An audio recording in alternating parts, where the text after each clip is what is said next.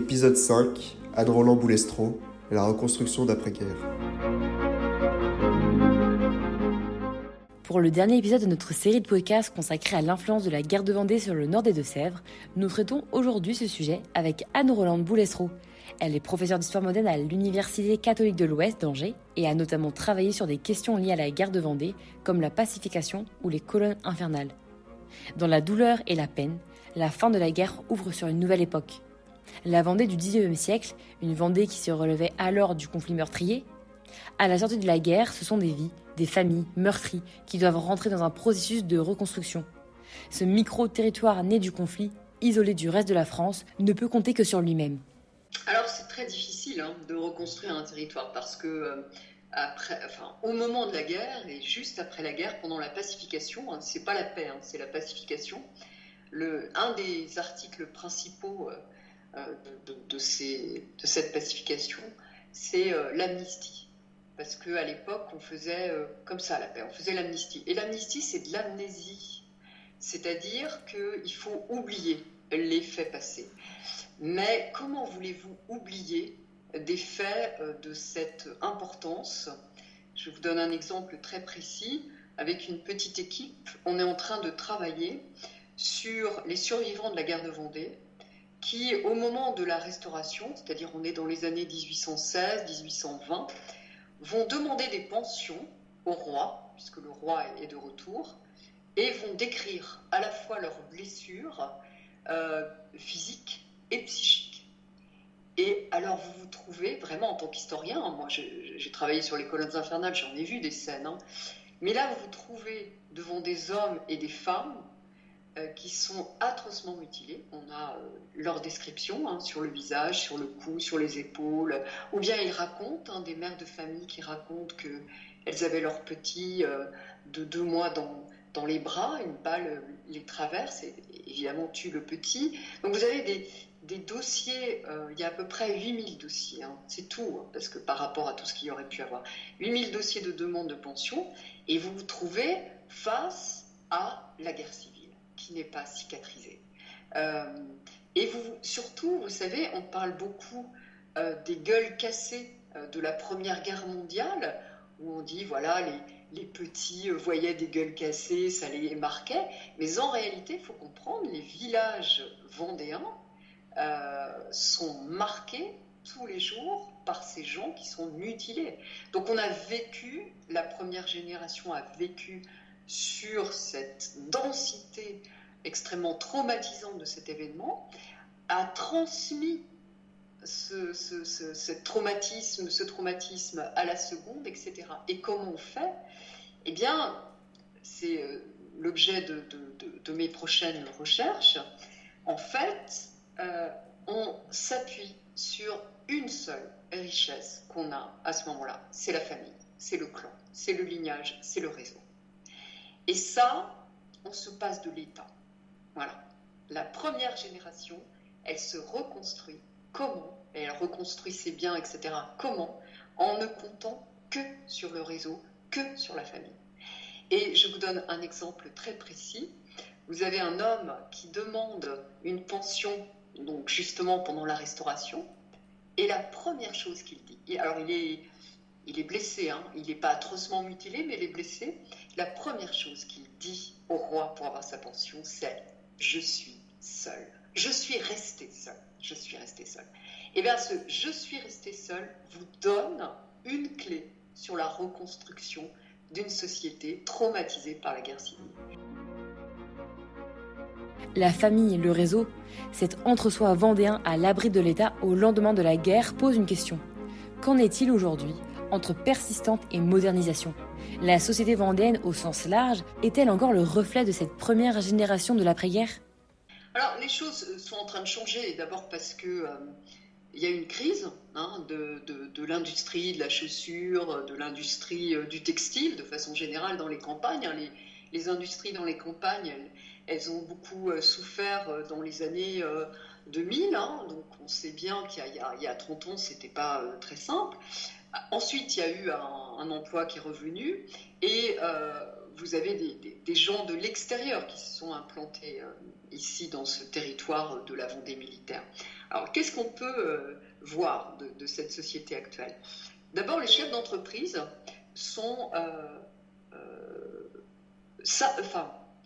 cultivent, mais comment dire aussi, avancent, et à juste titre, il me semble, l'idée qu'il y a un corps d'entreprise, voilà, un esprit d'entreprise. Tu rentres dans une entreprise, c'est vrai que c'est l'emploi, que c'est souvent des entreprises familiales ou des entreprises qui ont une racine, qui ont été reprises mais qui ont une histoire. Et on sent qu'il y a, quand je parle avec les patrons, hein, ils disent bien qu'il y a une espèce de cohésion interne à l'entreprise. Que la grève n'est pas... la valeur du travail est importante et que la grève n'est pas un moyen pour revendiquer dans l'ouest de la France et en particulier dans ce territoire de Vendée militaire. Et ils me disent, alors là, il faudrait creuser encore, hein, mais ils me disent qu'effectivement, ils expliquent ça par l'esprit d'entreprise du 19e siècle et du 20e siècle. 19e siècle a été légué par la Révolution et par la guerre de Vendée. C'est-à-dire que c'est une région qui a des valeurs de famille. Alors je vais vous dire travail, famille, patrie, non, quand même pas, hein, ça c'est pétiniste, mais il y a des valeurs de travail et de famille combinées. Et depuis le 19e siècle, on voit bien effectivement que c'est un micro-territoire propre à la Vendée militaire. Et on dit qu'en fait, la Vendée est née des guerres de Vendée. C'est-à-dire qu'avant, ce territoire-là, il ne se distinguait pas des autres, hein, c'était les Français comme tout le monde. Mais c'est la guerre de Vendée, avec tous ses traumatismes et tout ce qu'il a fallu surmonter, qui va donner la cohérence de ce territoire. Mais on n'arrête pas la modernisation. Les années 70 et 80 signent un renouveau, marqué par une transformation de paysage de la ruralité dans le micro-territoire de la Vendée militaire. Le patrimoine est aussi l'un des enjeux de cette modernisation, avancée sans oublier. Dans la ruralité, vous avez, et là je pense que vous avez travaillé ça aussi bien que moi si ce n'est plus, vous avez tout ce qui est remembrement des territoires, et le remembrement des territoires va quand même bouleverser cette ruralité, l'identité de cette ruralité, le bocage aussi qui va largement changer. Il suffit de prendre une carte du XVIIIe siècle, par exemple pour le nord-est le nord des Deux-Sèvres, et puis vous voyez bien qu'effectivement la carte a changé avec le remembrement. Vous me parliez des années 70-80, oui, ça a été un bouleversement pour la paysannerie, tout ce qui était mécanisation aussi, hein.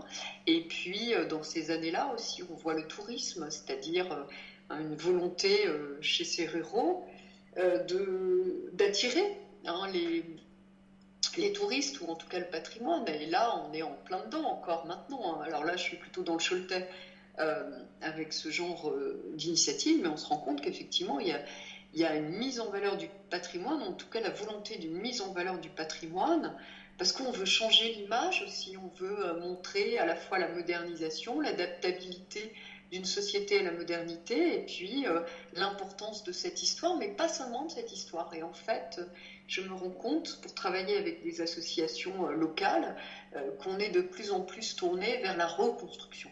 À un moment, on parlait beaucoup des guerres de Vendée, maintenant on parle beaucoup de la reconstruction d'un territoire début 19e siècle. Donc c'est en cela que le patrimoine, par exemple, du 19e siècle est important et méconnu. Et c'est en cela que je travaille avec ces associations pour les aider et aussi elles m'aident, hein, elles aussi elles m'aident pour s'aider sur la lecture d'un paysage comme ça. Cette histoire de la Vendée militaire échappe-t-elle aux revendications politiques qui émergent avec cette modernisation ? Faire d'un événement aussi traumatisant une question politique est un exercice très clivant auquel peu se sont risqués. Dans les années 80, Mitterrand arrive au pouvoir. Et Mitterrand, c'est le premier président socialiste de la 5e. Et qu'est-ce qu'il décide ? Il décide de la décentralisation, c'est-à-dire véritablement qu'il y ait une régionalisation plus forte, les conseils généraux sont plus importants. Et c'est à ce moment-là qu'arrive, dans le département de Vendée, Philippe de Villiers. Et Philippe de Villiers va effectivement savoir mettre en valeur ce patrimoine et cette histoire, le premier, et sans complexe. Les autres hommes politiques, que ce soit des Deux-Sèvres, que ce soit de Loire-Atlantique ou de Maine-et-Loire, ils sont beaucoup plus timorés sur cette guerre de Vendée parce que ils sont pas à l'aise, parce que c'est un territoire partagé, divisé, parce que c'est une histoire clivante. Et idéologiquement parlant, elle peut vite dériver d'un côté comme de l'autre. Donc, ils sont beaucoup plus timorés. Du coup, le département de Vendée va jouer cette carte à fond, d'où le Puy du Fou, la Cynécénie au départ, ensuite le Grand Parc, ensuite la Chavoterie, ensuite l'Historial et le Mémorial des Lucs-sur-Boulogne. Vous voyez que ça va mousser très vite et avec beaucoup de talent, parce que De Villiers il sait écrire des scénarios, des histoires, et il propose finalement à des touristes estivaux une histoire de la guerre de Vendée qui est propre à un spectacle. Bon. À l'inverse, les autres hommes politiques ne jouent pas cette carte. Mais ce qu'on constate, c'est que le maillage des associations locales, historiques et patrimoniales est plus fort, par exemple, ce maillage est plus fort dans le département de Maine-et-Loire et dans le Choletais que dans les autres régions. Et il s'est articulé sur la guerre de Vendée, mais de façon beaucoup moins spectaculaire, ponctuellement, ou avec leur propre force. Donc c'est en cela que ces deux lectures de la guerre de Vendée extrêmement intéressantes. L'une qui est spectaculaire, nationale et même internationale, puisque le Puy du Fou est en train de partir du côté de Tolède et pourquoi pas de la Chine, c'est pas encore fait, mais ça va. La Russie, ça n'a pas marché. Mais ça a failli, la Russie aussi. Donc, voilà un patrimoine que l'on exporte. Et les associations du Choletais avec lesquelles je travaille, elles ont un patrimoine extrêmement riche, plus riche sans doute encore que le département de Vendée, sur la guerre de Vendée. Mais effectivement, elles le mettent différemment en avant. C'est en cela que le département de Vendée, c'est plus spectaculaire. Mais je dirais qu'à l'inverse, c'est plutôt dans les autres départements qu'il y a une assise très forte, plus partagée en tout cas. C'était Anne-Roland Boulestreau sur la question de la reconstruction d'une société après la guerre de Vendée. C'était le dernier épisode de notre série de podcasts. Nous vous remercions de nous avoir écoutés et remercions nos invités qui ont accepté de répondre à nos questions.